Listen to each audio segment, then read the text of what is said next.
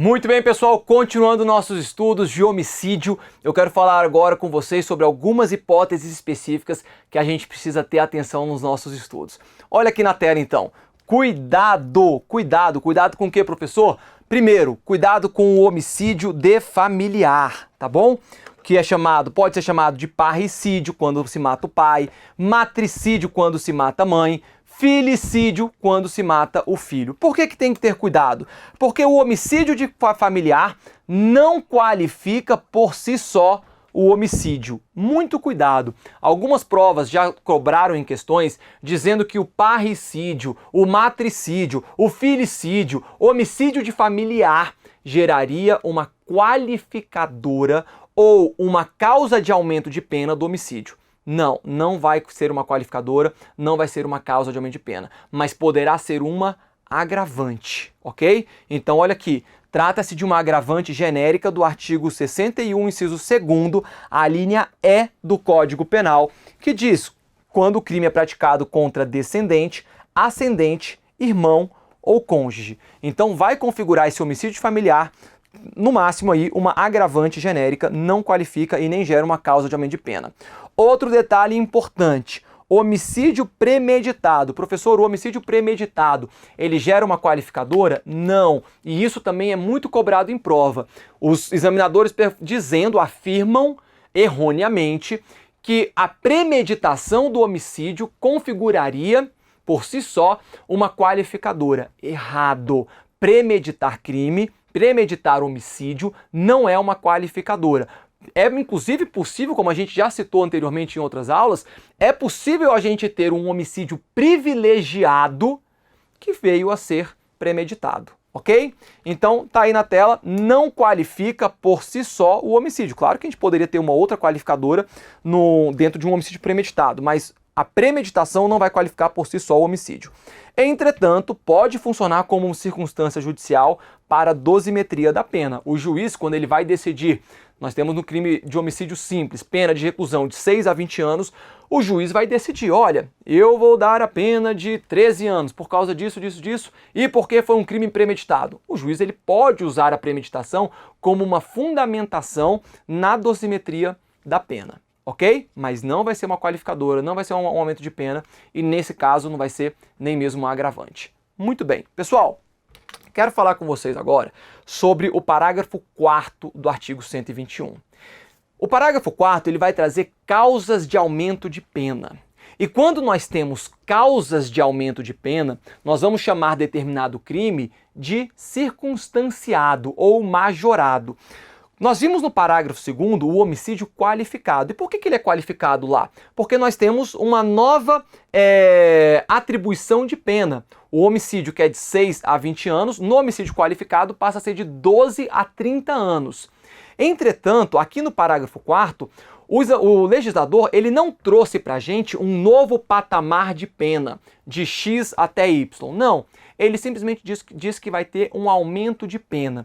E quando nós temos aumento de pena, nós não vamos dizer que se trata de uma qualificadora, mas sim de um crime circunstanciado ou de um crime majorado. Por que eu estou falando isso? Porque o parágrafo 4º, ele vai trazer para a gente causas de aumento de pena. E por isso ele vai ser chamado de homicídio circunstanciado. E no parágrafo 4º, eu tenho hipóteses que vão aumentar a pena do homicídio culposo e tenho hipóteses que vão aumentar a pena do homicídio doloso. Mas por que eu botei em negrito o homicídio doloso? Porque primeiro, antes da gente entrar no homicídio culposo, eu quero ver com vocês essa causa de aumento de pena do homicídio doloso.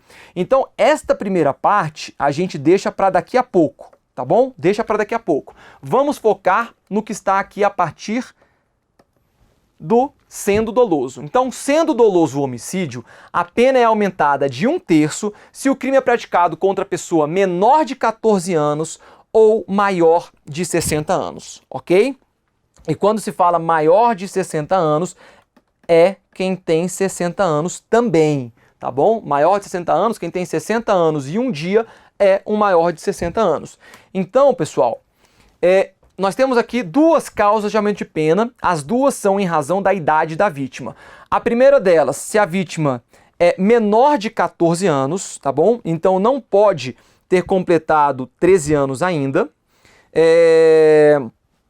e maior de 60 anos. Vamos lá então. Isso daí é tranquilo, ninguém vai esquecer essas hipóteses de aumento de pena do homicídio doloso. O que eu quero conversar com vocês é que nós precisamos entender um outro detalhe, que é o momento do crime, o tempo do crime. Reparem, se um homicídio é praticado contra uma moça de 13 anos de idade, tá bom? Vem lá uma pessoa e efetua disparos contra essa moça de 13 anos de idade. Ela é atingida no tórax, entretanto, ela vem a morrer 2 semanas depois no hospital, em razão dos disparos que ela sofreu, mas quando ela morreu, ela já tinha 14 anos de idade. Olhem aqui a situação então. Olhem a situação. Quando houve a ação, ela tinha 13 anos. Quando houve a consumação, que a gente vai chamar de resultado, ela já tinha 14 anos de idade. Ou seja, ela morreu em uma idade que não se aplicaria essa causa de aumento de pena. Entretanto, a ação foi praticada quando ela tinha 13 anos, que se aplicaria sim essa causa de aumento de pena. Minha pergunta é bem simples. Nessa situação em que um homicídio é praticado contra alguém que tenha 13 anos de idade, entretanto a vítima vem a morrer somente dias depois, quando já completou 14 anos, eu aplico ou não essa causa de aumento de pena? Esta é a pergunta. Pessoal, eu aplico. E por que eu aplico? O artigo 4º do Código Penal vai tratar da teoria da atividade. Considera-se praticado o crime no momento da ação ou da omissão, ainda que outro seja o momento do resultado. Logo, eu levo em consideração o momento da ação e não o momento do resultado. Se o agente quis praticar o crime contra uma pessoa que tenha 13 anos, ainda que ela tenha morrido quando já tinha 14 anos, eu levo em consideração o momento da ação. Além disso, é importante que para que haja esse aumento de pena, o autor conheça a condição da vítima ser menor de 14 anos. Porque vamos supor que seja uma moça de 13 anos de idade, mas com a aparência física de uma moça de 20 anos de idade, e vem o autor e a mate, ele não pode ter incidido sobre ele essa causa de aumento de pena, a menos que ele soubesse que aquela moça era menor de 14 anos, tá bom? O direito penal não contempla a responsabilidade penal objetiva. O autor ele vai ser responsabilizado por aquilo que ele cometeu e por aquilo que ele queria praticar, ok? Vamos ver agora a situação do idoso, do maior de 60 anos? Vamos supor agora que a ação tenha sido praticada contra alguém que tenha 59 anos e que veio a morrer dias depois, quando já tinha 60 anos de idade. E aí, pessoal, nesta hipótese, eu aplico ou não esta causa de aumento de pena? Galera, é a mesma situação, só que ao contrário. É a mesma situação, só que ao inverso. Porque agora a ação foi praticada quando o agente era menor de 60 anos. Eu levo em consideração, de novo, a teoria da atividade. O crime considera-se praticado o crime no momento da ação ou da omissão, ainda que outro seja o momento do resultado. Artigo 4º do Código Penal, teoria da atividade. No momento da ação, ele era menor de 60 anos. Ainda que ele tenha morrido já com 60 anos de idade, eu não vou aplicar neste caso esta causa de aumento de pena, ok? Esses comentários aí que eu precisava fazer com vocês, e agora a gente vai ver o parágrafo 6º, porque o parágrafo 6º, deixa eu apagar aqui para a gente conseguir ler o parágrafo 6º, ele vai tratar também do homicídio doloso, que diz o seguinte: a pena é aumentada de 1/3 até a metade se o crime for praticado por milícia privada, sob o pretexto de prestação de serviço de segurança ou por grupo de extermínio. Pessoal, nós temos aqui duas hipóteses distintas. E aqui nesse caso o aumento vai ser de 1/3 até a metade, ok? Se o crime for praticado por milícia privada.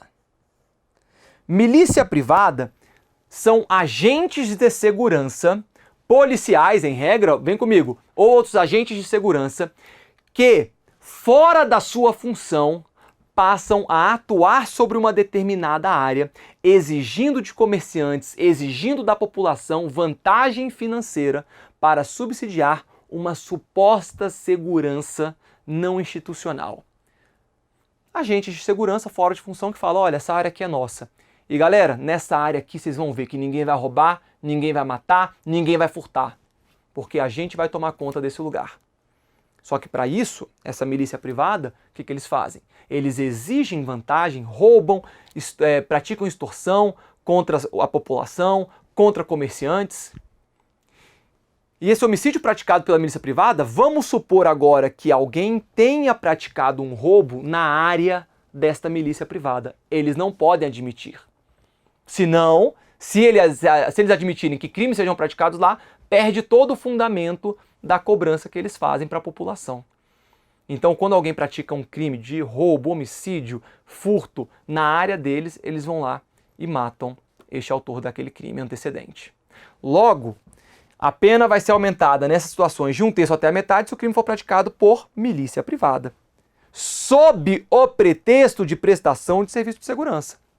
Ou, e aqui já essa daqui é tudo uma situação, e aqui é outra situação, ou por grupo de extermínio. E o grupo de extermínio são os justiceiros. Inclusive é uma das hipóteses de crime hediondo que nós vemos lá no artigo 1º da Lei 8.072. Muito bem. Vamos ver agora então o homicídio culposo, pessoal. O homicídio culposo, parágrafo 3º, vocês reparem que a gente viu todos os parágrafos que se aplicavam ao homicídio doloso. E agora então que a gente volta para o parágrafo 3º para a gente ver o homicídio culposo. Homicídio culposo, pena detenção de 1 a 3 anos. Se a pena mínima não é maior do que 1 ano, e nós temos aqui a pena mínima exatamente de detenção de 1 ano, logo eu sei que se aplica o quê? A suspensão condicional do processo, prevista lá na Lei 9.099, ao crime de homicídio culposo. Além disso, nós estamos diante, portanto, de um crime de médio potencial ofensivo, ok? O que vai ser o homicídio culposo? Quando a gente falou do homicídio doloso, o homicídio doloso é aquela em que o agente tem a intenção de matar, dolo direto, animus necandi, ou quando o agente assume o risco de produzir um resultado e ele vai agir em dolo eventual. Nós entramos agora no homicídio culposo. E o homicídio culposo, ele pode se dar em uma das seguintes situações. Ele pode se dar em razão da negligência do agente, que é chamada de culpa negativa. Dá um exemplo para vocês aqui. Imagina que você é policial e o seu chefe vira para você e fala: olha, a gente está indo lá combater agora uma manifestação. Troque as munições verdadeiras pelas munições de borracha. E aí você esquece daquilo, não se preocupa. Beleza, chefe, vou fazer. Não faz, não observa o seu dever de cuidado e simplesmente deixa de trocar as munições verdadeiras pelas munições de borracha. Chega na manifestação, os policiais efetuam disparos e acabam matando manifestantes. Viu só? Você tinha a intenção de matar? Você mesmo, você pega uma daquelas armas lá e pá, efetua disparos e acaba matando um manifestante. Você tinha a intenção de matar aquela pessoa? Não. Mas em razão da sua negligência, você acabou matando uma pessoa. Se você não tinha intenção, você não tinha o dolo para aquilo, você não vai responder pelo homicídio doloso. Entretanto, em razão da sua negligência, você vai responder pelo homicídio culposo. Outra forma de se manifestar a culpa, por meio da imprudência. Por meio da imprudência. Que aí vai ser chamada de culpa positiva. Que é quando o agente pratica um ato perigoso. Exemplo que eu gosto de trazer. Estou num stand de tiro, efetuando disparos, treinando com a minha arma de fogo. De repente, eu vejo uma pessoa passando no stand e vejo e falo, eu tinha que parar e não atirar. Entretanto, eu estou fazendo um circuito aqui dentro do stand, já efetuei 4 disparos, falta somente um.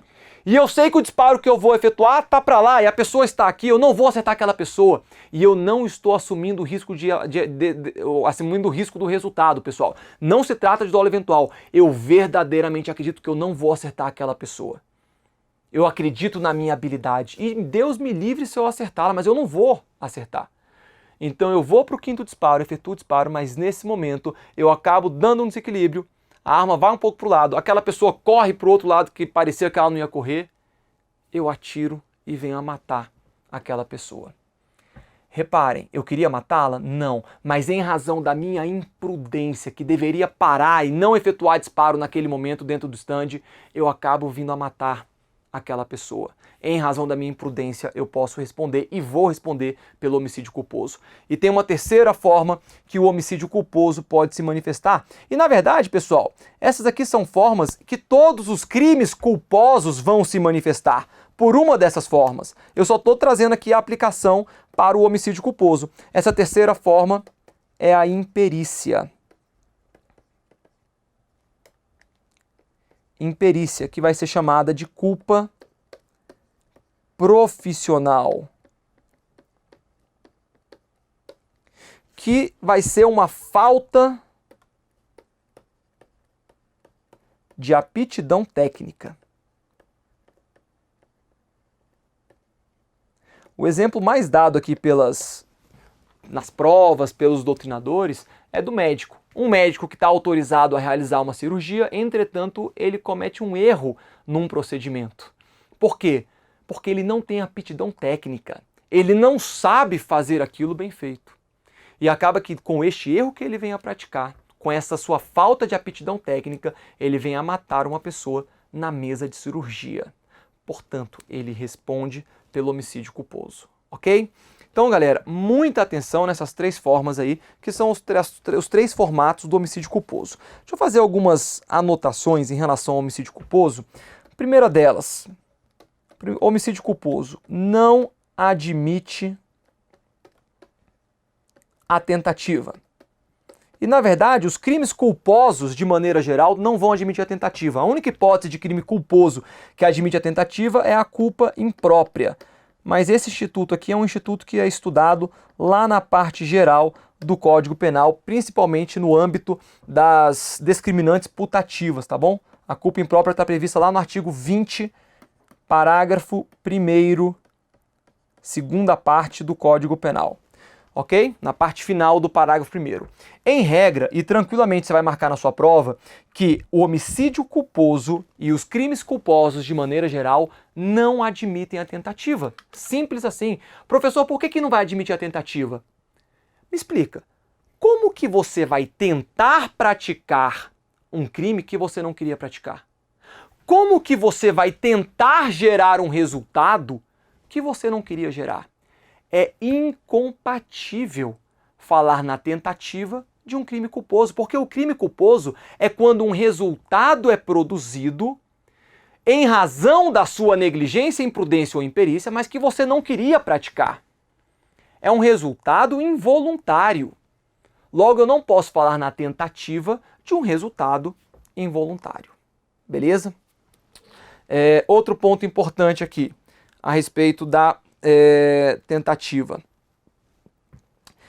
Não admite tentativa, calma aí, culpa imprópria admite,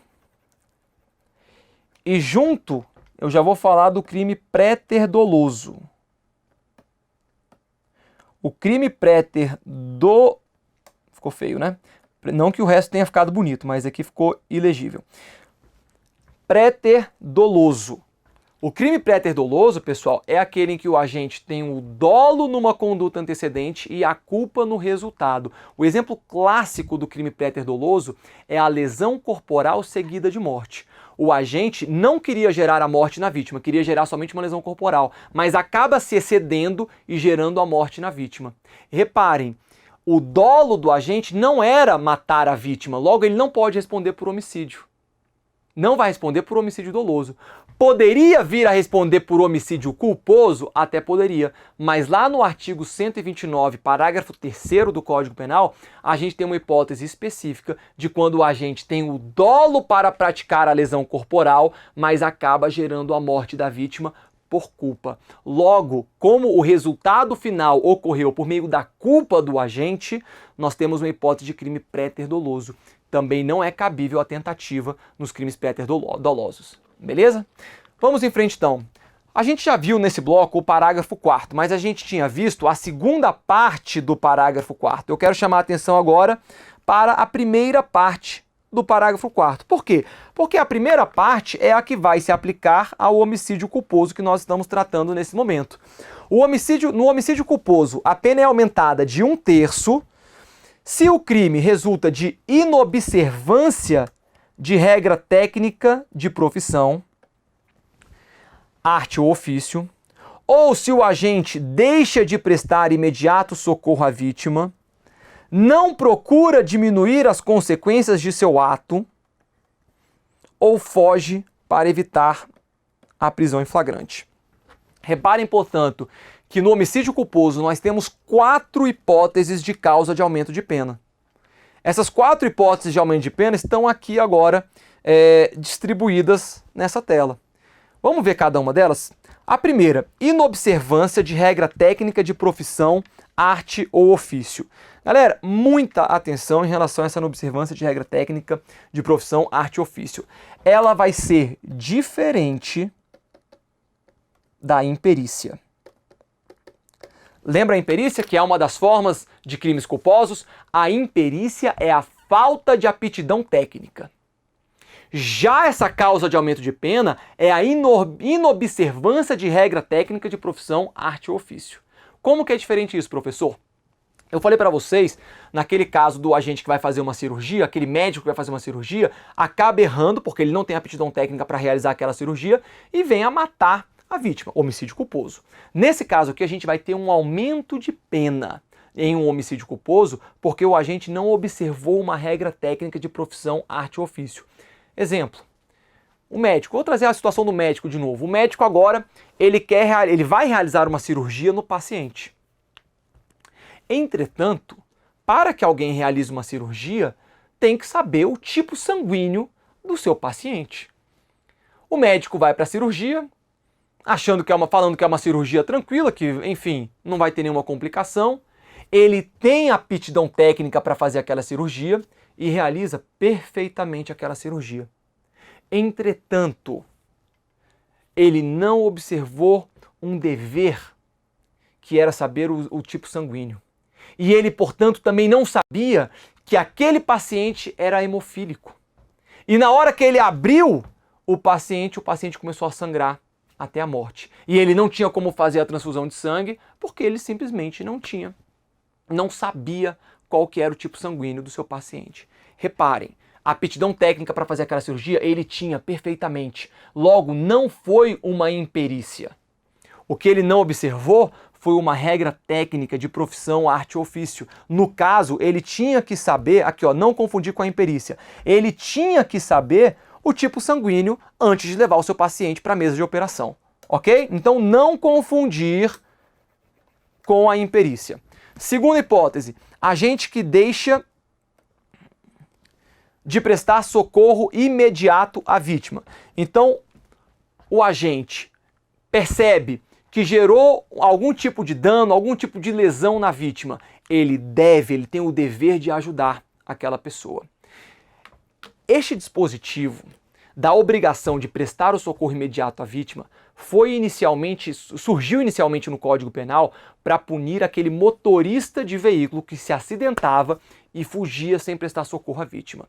Entretanto, hoje, no Código de Trânsito Brasileiro, nós temos uma hipótese específica do homicídio culposo na direção de veículo automotor, em que o agente deixa de prestar socorro à vítima. Portanto, atenção, esta hipótese aqui, agente que deixa de prestar socorro imediato à vítima, não se aplica ao homicídio culposo mais na direção de veículo automotor, ok? Por que não, professor? Porque nesta hipótese agora nós temos um dispositivo específico no CTB, que é o artigo 302, parágrafo 1º do CTB, que vai gerar um aumento de pena lá no CTB de 1/3. Não se aplica se era impossível ao agente prestar socorro. Eu acabei gerando uma situação em que a vítima veio a morrer. Vem comigo, mas no caso concreto é absolutamente impossível que eu lhe prestasse socorro. Eu estou num barco, num transatlântico.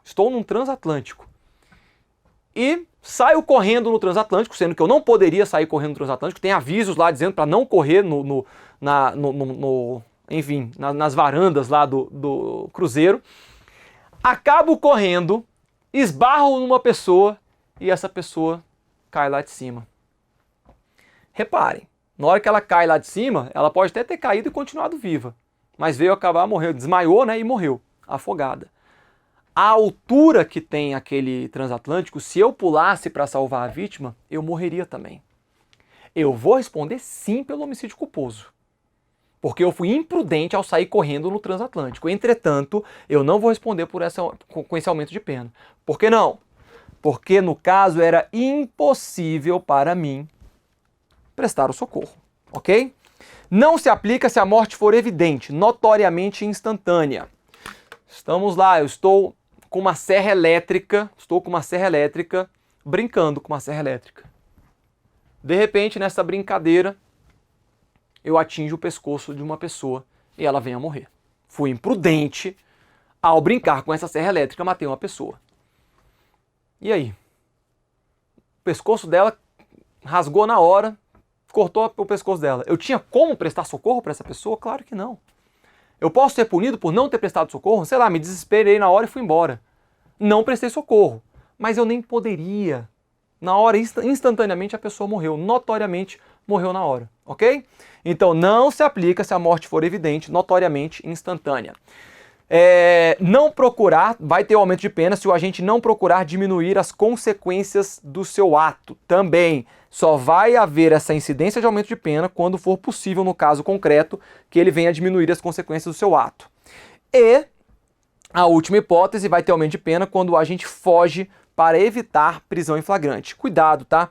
Porque esse aumento de pena, grande parte da doutrina entende ele como sendo inconstitucional. A doutrina vai dizer que ninguém é obrigado a se apresentar à polícia. Ninguém é obrigado a ser preso. Enfim, de qualquer maneira, caindo na sua prova, vocês vão marcar como uma das causas de aumento de pena, sim, do homicídio culposo. Mas se for pedido uma opinião mais crítica numa prova discursiva, numa prova oral, vocês podem dizer que vários doutrinadores entendem inconstitucional essa causa de aumento de pena, uma vez que ninguém é obrigado a se apresentar à polícia. Ninguém é obrigado a ser preso, a ficar no local lá para ser preso em flagrante. A pessoa tem direito, todo mundo tem direito à liberdade, e isso inclui o direito à fuga, ok? Então, enfim, esse ponto 4 aqui vai ter essa polêmica, mas para fins de prova, é para vocês levarem em consideração ipsiliteris, volta aqui, o que está no parágrafo 4º do artigo 121. Muito bem, vamos para o parágrafo 5º, que trata do perdão judicial. Pessoal, parágrafo 5º. Na hipótese de homicídio culposo, o juiz poderá deixar de aplicar a pena se as consequências da infração atingirem o próprio agente de forma tão grave que a sanção penal se torne desnecessária. Este é o perdão judicial. Se o juiz, e somente o juiz, no caso concreto, perceber que o homicídio culposo gerado pelo autor lhe prejudicou de forma tão grave que pode vir a ser considerada desnecessária a pena, pode o juiz deixar de aplicá-la. Exemplo clássico. A mãe que está dando ré no veículo não vê o seu filho atrás do carro e vem a matá-lo. Pessoal, não é essa pena do homicídio culposo de detenção de 1 a 3 anos que vai fazer essa mãe sentir que errou.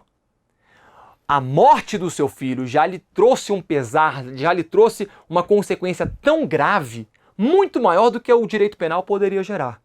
O juiz, então, ele pode entender que esta consequência, a morte do próprio filho, em que pese essa mãe ter agido eventualmente com uma negligência e imprudência, a morte do seu filho já vai trazer uma consequência tão grave, bem mais grave, do que a pena do homicídio culposo. Ele pode deixar de aplicar a pena. Ok? Vamos ler de novo? Na hipótese de homicídio culposo, o juiz poderá deixar de aplicar a pena se as consequências da infração atingirem o próprio agente de forma tão grave que a sanção penal se torne desnecessária. Alguns pontos sobre o perdão judicial, tá, pessoal? Esse aqui é o perdão judicial. Por que judicial? Porque somente o juiz poderá deixar de aplicar a pena. E aqui não é deverá não, aqui é poderá mesmo. O juiz que vai decidir isso, no caso concreto. Olha só. Primeira coisa, o perdão judicial somente é possível no homicídio culposo. Muitas provas vão dizer que o perdão judicial é possível no homicídio doloso. Vocês vão marcar errado. O perdão judicial somente é possível no homicídio culposo. Segundo, qual que é a natureza jurídica do perdão judicial? Natureza jurídica é uma causa extintiva da punibilidade. Causa extintiva da punibilidade. Onde está isso, professor? Lá na parte geral do Código Penal, artigo 107, inciso 9, inciso 9 do Código Penal, ok? Inclusive, sugiro que vocês leiam também a súmula 18 do STJ, só para complementar aí, tá bom? Terceiro ponto, análise do caso concreto. Como a gente falou aqui, o juiz vai fazer uma análise do caso concreto para ver se aplica ou não o perdão judicial, ok? Quarto ponto, é cabível perdão judicial no homicídio culposo praticado na direção de veículo automotor. Aquele homicídio lá do artigo 302 do Código de Trânsito, do CTB, do Código de Trânsito Brasileiro. Tá bom? Esse perdão judicial aqui, pessoal, ele sim se aplica ao homicídio culposo praticado na direção de veículo automotor. Fechou? Muito bem. Eu acho que esses são os pontos mais importantes aí. Enfim, só chamar a atenção, pessoal, para uma coisa, tá bom? Eu falei aqui que o juiz ele pode deixar de aplicar a pena, que o juiz que vai decidir no caso concreto. Entretanto, se o juiz verificar que realmente a consequência da infração foi tão grave que a sanção penal se torne desnecessária, aí, pessoal, não, aí o juiz ele pode, no sentido que ele vai ter que avaliar. Ele vai avaliar se a consequência foi tão grave que torne a sanção penal desnecessária. Mas, uma vez avaliando e constatando que a consequência do crime foi tão grave que torne a sanção penal desnecessária, aí o juiz deve também, tá bom? Aí o juiz deve aplicar o perdão judicial. Só essa observação aí para ficar bem gravado. Vamos fechar então, pessoal. No próximo bloco, a gente vai trazer exercícios aí sobre o crime de homicídio. Até lá.